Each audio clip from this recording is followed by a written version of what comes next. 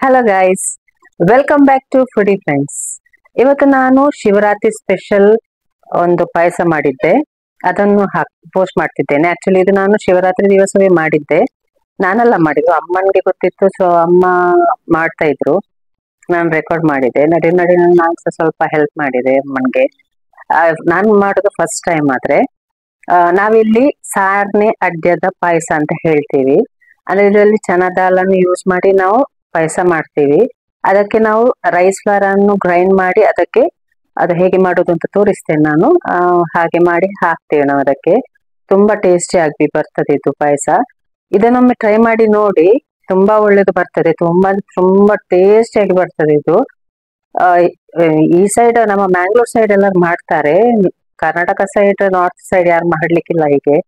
So try ಮಾಡಿ ನೋಡಿ. ಬನ್ನಿ ರೆಸಿಪಿಯನ್ನು ಸ್ಟಾರ್ಟ್ ಮಾಡುವ. ಎಂಡ್ ತನಕ ನೋಡಿ, ಸ್ಕಿಪ್ ಮಾಡದೆ ನೋಡಿ. ಬನ್ನಿ ಸ್ಟಾರ್ಟ್ ಮಾಡುವ. ನಾನಿವತ್ತು ಶಿವರಾತ್ರಿ ಸ್ಪೆಷಲ್ ಪಾಯಸ, ಅಂದ್ರೆ ನಾವಿಲ್ಲಿ ಸಾರ್ನೆ ಅಡ್ಯದ ಪಾಯಸ ಅಂತ ಹೇಳ್ತೀವಿ, ಅದನ್ನು ಮಾಡ್ತಿದ್ದೇನೆ. ಅಂದ್ರೆ ಇದು ನಾನು ಮಾಡಿದ್ದೆ, ಶಿವರಾತ್ರಿ ದಿವಸವೇ ಮಾಡಿದ್ದೆ. ಅದಕ್ಕೆ ಪೋಸ್ಟ್ ಮಾಡೋದು ನಾನು ಇವತ್ತು. ಸೊ ರೆಸಿಪಿಯನ್ನು ನೋಡಿ, ತುಂಬಾ ಈಸಿ ಉಂಟು, ತುಂಬಾ ಡಿಲಿಷಿಯಸ್ ಆಗಿ ಬರ್ತದೆ. ಇದಕ್ಕೆ ನೀವು 1 ಕಪ್ ಚನಾ ದಾಲ್ ಅಂದ್ರೆ ಕಡಲೆಬೇಳೆಯನ್ನು ಒಂದು 8 ಗಂಟೆ ತನಕ ನೀರಿನಲ್ಲಿ ಸೋಕ್ ಮಾಡಿ ಇಡ್ಬೇಕು. ಇದನ್ನು ಬಾಯ್ಲ್ ಮಾಡಬೇಕು ನೀರಿನಲ್ಲಿ. ಒಂದು 6-7 ಕಪ್ ನೀರು ಹಾಕಿ ಇದನ್ನು ಬಾಯ್ಲ್ ಮಾಡಿ.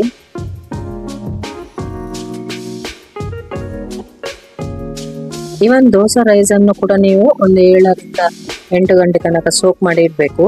ನಂತರ ಹೀಗೆ ಥಿಕ್ ಆಗಿ ಅದನ್ನು ಕಡಿಬೇಕು, ತೆಳು ಮಾಡಬಾರ್ದು, ಸ್ವಲ್ಪ ಥಿಕ್ ಇರ್ಲಿ. ಮತ್ತೆ 1 ತೆಂಗಿನಕಾಯಿಯ ಹಾಲನ್ನು ತೆಗೆದಿಡ್ಬೇಕು. ಒಂದು ಆಲ್ಮೋಸ್ಟ್ 4 ಕಪ್ಸ್ ತನಕ ಬರ್ತದೆ ಅದು. ಈಗ ನೋಡಿ, ಇದು ಕುದಿತಾ ಉಂಟು. ಇದಕ್ಕೆ ಒಂದು 3-4 ಇಲೈಚಿಯನ್ನು, ಒಂದು ಏಲಕ್ಕಿಯನ್ನು ಹಾಕುವ. ನೋಡಿ, ಇಷ್ಟು ಬೆಂದ್ರೆ ಸಾಕು. ಈಗ ಅದು ಮತ್ತೆ ಪುನಃ ಬೇಯ್ತದೆ, ಯಾಕಂದ್ರೆ ನಾವೀಗ ಅದು ರೈಸ್ ಇದು ಮಾಡ್ಲಿಕ್ಕೆ ಉಂಟಲ್ಲ, ಇದು ಅಡ್ಡೆ ತರ ಮಾಡ್ಲಿಕ್ಕೆ ಉಂಟಲ್ಲ, ಇದಕ್ಕೆ ನಾನು ಗ್ರೇಟರ್ ಅನ್ನು ಯೂಸ್ ಮಾಡಿದ್ದೇನೆ. ಗ್ರೇಟರ್ ಅಲ್ಲಿ ಈ ಪಾರ್ಟ್ ಅನ್ನು ಯೂಸ್ ಮಾಡ್ತಿದ್ದೇನೆ. ನೋಡಿ, ನಾನು ಅದನ್ನು ಉಲ್ಟಾ ಹಿಡ್ಕೊಂಡಿದ್ದೇನೆ. ಹೀಗೆ ಮಾಡಿ ನೀವು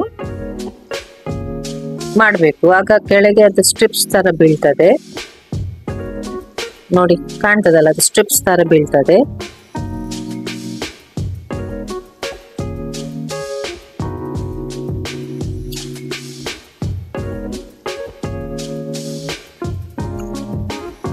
ನಾನೆಲ್ಲ ಇದೆಲ್ಲ ಬಂದವನ್ನ ಹೀಗೆ ಮಾಡ್ತಿದ್ದೇನೆ. ನೋಡಿ, ಎಲ್ಲ ಮಾಡಿ ಆಯ್ತು ನಂದು. ಇದನ್ನು ಇಮಿಡಿಯೇಟ್ ಆಗಿ ಇದನ್ನು ಮಿಕ್ಸ್ ಮಾಡಿ, ಇಲ್ಲದಿದ್ರೆ ಒಂದಕ್ಕೆ ಒಂದು ಅಂಟಿಕೊಳ್ತದೆ ಅದು. ಸೊ ಇದು ಮಿಕ್ಸ್ ಮಾಡಿದ ನಂತರ ಇದು ಬೇಯಲಿ. ಈಗ ಚೆನ್ನಾಗಿ ಬಾಯ್ಲ್ ಆಗಲಿ.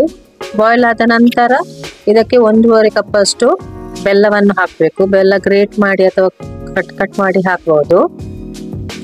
ಈಗ ಬೆಲ್ಲ ಮೆಲ್ಟ್ ಆಗುವ ತನಕ ಇದನ್ನು ಬೇಯಿಸಿ. ನೋಡಿ, ನಾವು ಇಷ್ಟು ಬೇಯಿಸುವಾಗ ಅಲ್ಲಿ ನಮ್ಮ ಕಡಲೆಬೇಳೆ ಕೂಡ ಬೇಯ್ತದೆ, ಮತ್ತೆ ನಾವು ಹಾಕಿದ ಸ್ಟ್ರಿಪ್ಸ್ ಉಂಟಲ್ಲ, ರೈಸ್ ಸ್ಟ್ರಿಪ್ಸ್ ಕೂಡ ಬೇಯ್ತದೆ. ನೋಡಿ, ಕಲರ್ ಚೇಂಜ್ ಆಯ್ತು ನೋಡಿ. ಇದಕ್ಕೆ ಸ್ವಲ್ಪ ಕ್ಯಾಶು ಮತ್ತೆ ದ್ರಾಕ್ಷಿಯನ್ನು ಹಾಕಬೇಕು.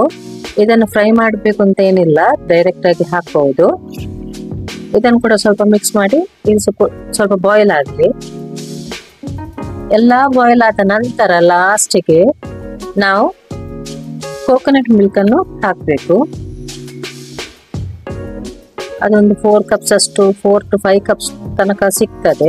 ಸೊ ಅದು ಹಾಕಿ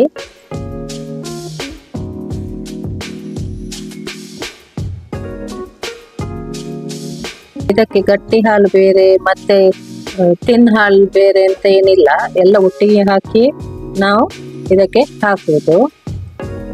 ಇದೀಗ ಬೇಯಲಿ. ಇದು ತುಂಬಾ ಬೇಯಬೇಕು ಅಂತ ಇಲ್ಲ ಇದು ಹಾಕಿದ ನಂತರ, ಯಾಕಂದ್ರೆ ತುಂಬಾ ಬೆಂದ್ರೆ ಇದು ಫುಲ್ ಗಟ್ಟಿ ಆಗ್ತದೆ.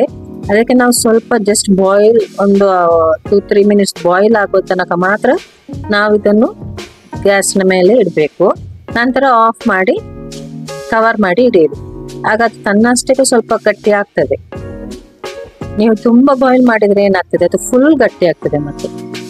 ಹಾಗೆ ನಮ್ಗೆ ಬೇಡ, ಅದಕ್ಕೋಸ್ಕರ ನಾವು ಈಗ ನೋಡಿ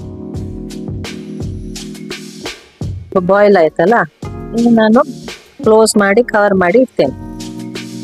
ಗ್ಯಾಸ್ ಆಫ್ ಮಾಡಿ ಕವರ್ ಮಾಡಿ ಇಡ್ತೇನೆ. ಒಳ್ಳೆ ಇದು ಬರ್ತದೆ ಆಗ. ನಮ್ಮ ಶಿವರಾತ್ರಿ ಸ್ಪೆಷಲ್ ಪಾಯಸ ರೆಡಿ ಆಗಿದೆ. ಇದು ಒಮ್ಮೆ ಟ್ರೈ ಮಾಡಿ, ಖಂಡಿತವಾಗಿ ನಿಮ್ಗೆ ಇಷ್ಟ ಆಗ್ತದೆ. ಮತ್ತೆ ನನಗೆ ಕಮೆಂಟ್ ಹಾಕಿ ಹೇಗೆ ಆಗಿದೆ ಅಂತ.